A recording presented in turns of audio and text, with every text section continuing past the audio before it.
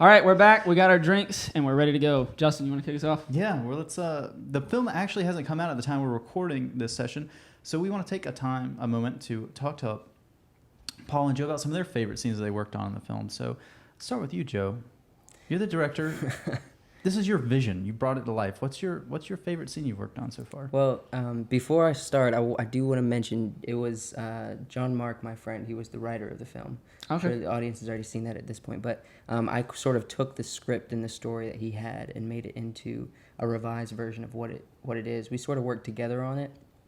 But then the film was ultimately, my vision of his story. And so it's hard to see when you build a film. I can tell you a lot of scenes that I don't like.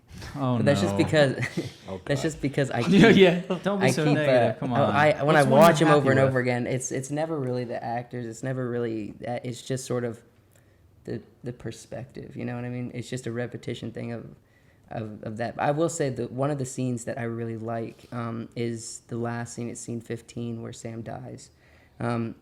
It's very.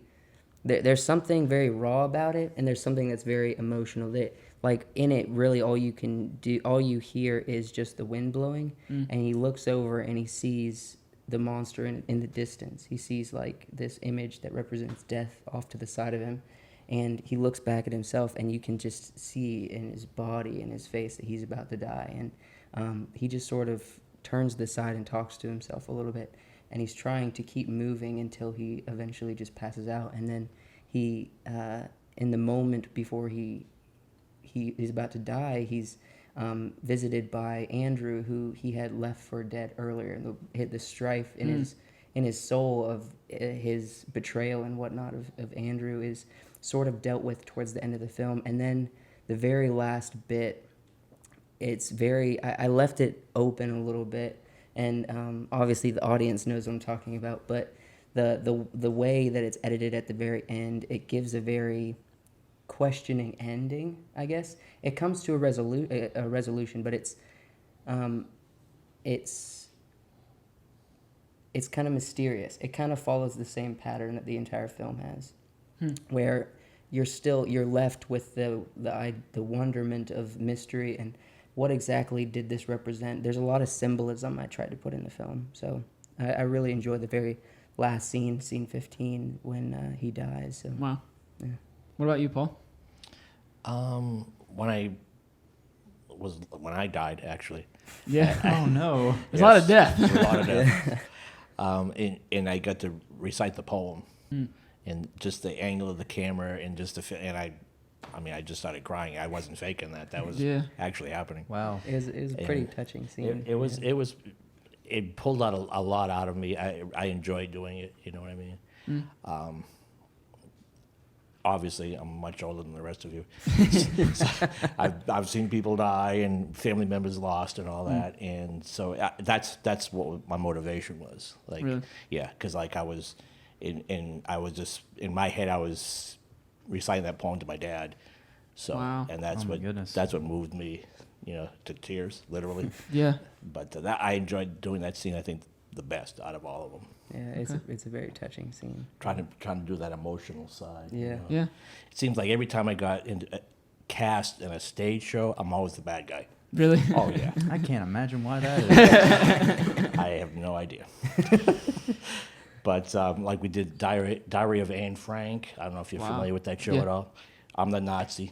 Really? Oh yeah. Oh my God. We did it in Lexington, and we did it for some high school students. And at the end of it, they said that can we talk to the cast? And I'm like, yeah, sure. So we're all standing out there, and so one girl says, "Is there anybody in the cast who's actually Jewish?" And I was the only Jewish person. And you played the Nazi. And I was the Nazi. Wow. So it was kind of weird. I'm in the back going, yeah, me. Yeah, me. It was me. Sorry.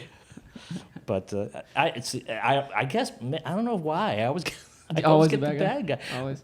I've done a bunch of comedies. I mean, I just did one in Chapin that was Leaving Iowa, which, again, it's a strange show. It's anytime you see me on stage, it's supposed to be my son's memory of me, and the rest of the time, it's them and me in an urn. Wow. But it's a comedy. Trust Wow. me. Okay. But it was a funny show, and the director kept saying, "Okay, you're doing really well, but you got to take that gruffness out of your voice." I guess that's why I get the bad guy parts. I can see that. You know, I have to soften it up a little bit. So was it a pretty dramatic change as far as when you were rehearsing and stuff, of going from something that you're more used to into something that's a little bit more touching, more intimate, as for character's sake? It was not difficult. I can't say it was difficult, but it was fresh. yeah, it was fresh. It was something new. Like I know Yeah. how to be a bad guy. It just comes natural, you know. Yeah. I mean, ask my ex-wife; she'll tell you. But Oh boy. and the funny thing is, anytime my mom comes to see me in a show, right, I'll come off stage and she'll apologize to everybody in the audience in the cast. He's not really like that. He's not. And they're all like, "Yeah, we know. Yeah, he's an actor. We It's understand. called acting." Oh God, she's funny. So, what do you guys think? Let's start with you, Joe. Is maybe the worst scene, not in the way it turned out, but maybe the hardest to shoot, or the one you had the most difficult time editing? The one I would say, okay, there's a couple of them, and the reason for it is we were shooting this film day for night scenes. So the night scenes, it's darker, it's a lot more blue, cold, and so that process is a little bit more tedious. And a lot of times, what you have to be in the right conditions to get good images, and so it's not just the editing and the process It has of to do with making, like shadows and things yeah, like that. and when you're filming in the sun, ideally you'd have like a 50 by 50 shade blanket that you can just stick up to block Really? the sun for the whole scene. That's what big. That would be the ideal situation. But we only had a reflector on stage, on set. So essentially, what we had to do is angle the camera. We did a lot of tricking where we would just move characters to different locations to film a shot, and I don't think it's noticeable at all. But that was a challenge, and it finding the spots when we had to film during the day, but then also leading to finding the right kind of editing in the editor. So there's a couple scenes that are more of the night style, but I would say around those are probably the most difficult, most frustrating scenes. Before this film and talking to you about it, I didn't even know that was a thing. Yeah. That they filmed night scenes during the day. I mean, that was a big. Yeah, I didn't know. I've filmed night scenes at night, but it's such a pain because if you don't have the light set up just right, it can look unnatural, or it can come off as not enough. So you just have like really dark images. Yeah. You know. So no, it made complete sense when Yeah. I learned, but before then, what about you, Paul? What was your least favorite scene to either shoot or whatever? I enjoyed them all. I don't really have anything that Really? was a negative. Yeah. Not Well, I at mean, that's all. always Finally, good. some positivity around Yeah. time, right? Coming from the bad guy. Yeah. I did a film for Kevin Harris. It was his graduation piece. He graduated from USC. And I get a call from my friend Amy, who says, "Oh, we need someone to film this part. I know you can do it." So I get there and, okay, well, you're the magician. Well, you're actually the devil. And I'm like, oh, there we go again. Great. Okay. But the night scenes there, I know what you're saying, because it was really hard to shoot in the dark. There was so much light that we had to use, and then tone the camera down, because you just can't see anything. yeah, You know, so that's difficult.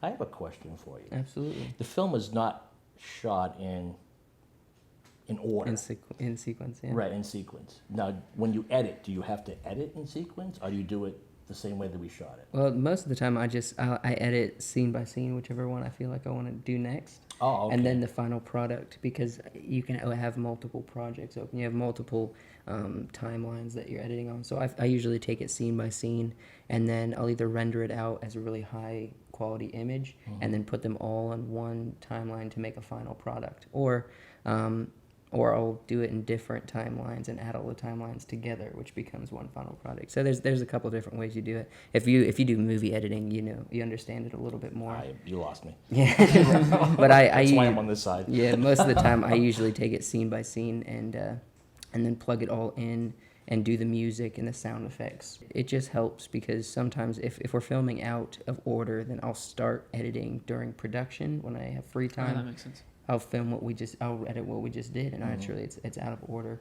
And sometimes if you're working with a long scene, sometimes you just need to get away from a scene for a little bit and do something new and fresh that's different, so you can come back to the other one with a fresh mind and be able to make it better. So The only thing that I found difficult about doing films is watching myself in that film after. Yeah. I don't know why. I'm like, oh God, I should have done this, Yeah. or you should have shaved, or Right. why don't you pluck your eyebrows, something. I always find something I didn't like about what I just did. I get that too. Editing the show, it's Yeah. you watch yourself over and over, and I just have to not look at myself. Yeah, it's like, okay, that's just a character. That's not me. Yeah, I right. guess that's how I look. We don't look have at that it. excuse, but Yeah, we but have to find another we one. have to find another. actors like Johnny Depp don't watch movies he's in. Isn't Really? that crazy to think that Johnny Depp hasn't seen Curse of the Black Pearl? That's crazy. He doesn't watch any of his. He doesn't own watch stuff movies because he's he doesn't in. want to see himself. Yeah, he doesn't watch movies he's in. I mean, whatever Wow. works for you. Yeah. Yes. Thank you guys so much for watching. Remember, you can go and check out Wiseworks Entertainment to keep up with what Joe Wisener and Wiseworks Entertainment is doing in the future. Remember to go to Facebook, YouTube, Instagram, all the social medias to check out everything they're going to do in the future.